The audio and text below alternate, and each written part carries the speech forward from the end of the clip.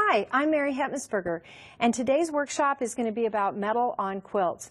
The first DVD that we did was more of a broad range, and today we're actually going to really focus in and hone in on some specific materials and techniques. So we're going to first start out with the wire, and we're going to go into the mesh and screen, and then copper foil. And I'm primarily using copper, but we're also going to talk about other materials. But to start out with, I'm going to show you some samples before we get started. And here's the first sample over here.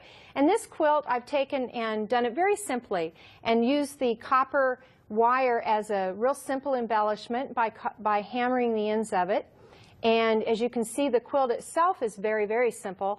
It's got just a patchwork or a pieced work backing and rusted on the background. Moving on, we have the wire here, which I've actually taken and hammered it down flat and added in a nice weaving effect, which this piece is called Shield, and I think it's really representational of that. But it's a very nice piece with a lot of patina on the metal.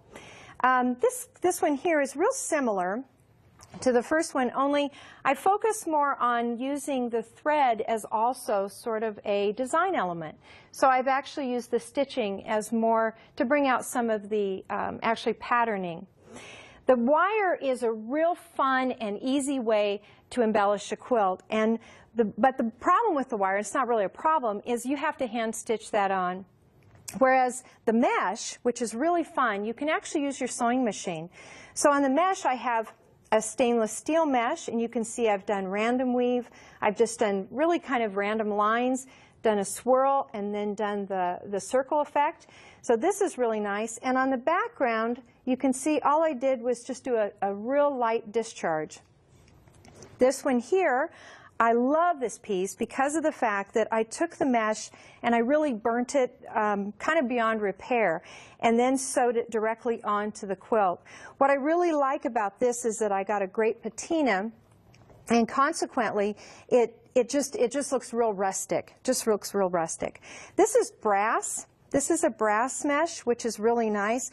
Be careful, some of these are still a little bit grabby because they're sharp, but once you sew them down, they do real well. On this one here, I actually just took the mesh and patinaed it, and then turned around and took a steel wool to bring out a little bit of shine, as you can see. And we'll be talking about that one later. The screen is real nice because with screen you're able to capture things. And I, again, using the right kind of screen, a very open mesh, you can actually use it with your sewing machine. So this piece here, I've actually layered fabric and come up with the screen and kind of capture everything. Much like this one, and this one has the coins in which I just sewed the mesh or sewed the screen on top, capturing all the little coins. Moving on to the foil. The foil is kind of nice too. I really like it. It can also be sewn. You need to be careful because there's really a wide range of foil thicknesses. I prefer the .002 foil, and we'll talk about that a little bit later in detail, but that really sews well onto your fabric.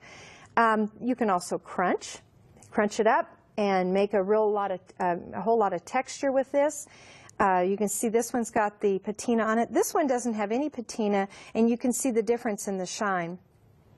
Also, what I really like about the foil is it's easy to put into book arts. And as you can see on these pieces, I have these as a sort of a cover for my book arts. But also, you can do embossing on the foil, which is real nice. You can actually even weave the foil, and that allows a whole bunch of opportunities.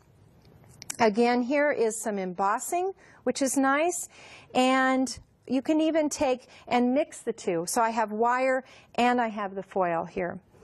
Moving along to this piece. This I've taken the foil and actually used it sort of as a background for actually little painted watercolors.